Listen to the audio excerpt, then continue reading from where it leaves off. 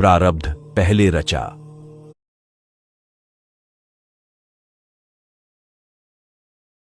प्रारब्ध पहले रचा, पीछे रचा शरीर। तुलसी चिंता क्यों करे, भज ले श्री रघुबीर। एक साधु थे जो हमेशा ईश्वर के नाम का जाप किया करते थे। बुजुर्ग होने के कारण जब भी गुरुजी को शौच, स्नान आदि के लिए जाना होता था, वे अपने शिष्यों को आवाज लगाते थे और शिष्य ले जाते थे। धीरे धीरे कुछ दिन बाद शिष्य 2-3 बार आवाज लगाने के बाद भी कभी आते, कभी और भी देर से आते।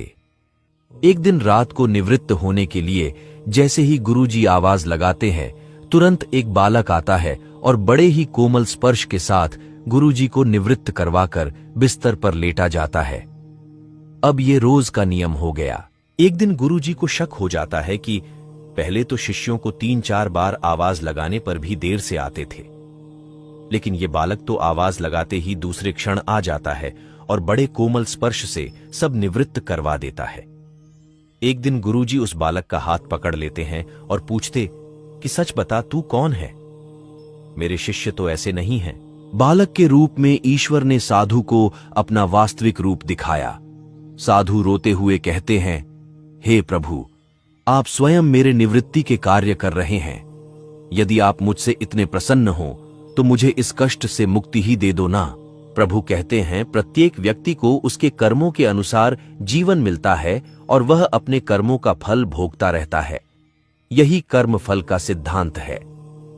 प्रारब्ध का अर्थ ही है कि पूर्व जन्म अथवा पूर्व काल में किए हुए अच्छे और बुरे कर्म जिसका वर्तमान में फल भोगा जा रहा हो।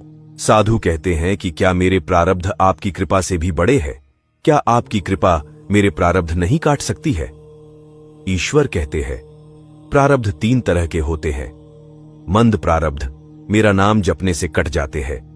तीव्र प्रारब्ध किसी सच्चे संत का संग करके श्रद्धा और विश्वास से मेरा नाम जपने पर कट जाते हैं, किंतु तीव्रतम प्रारब्ध भुगतने ही पड़ते हैं।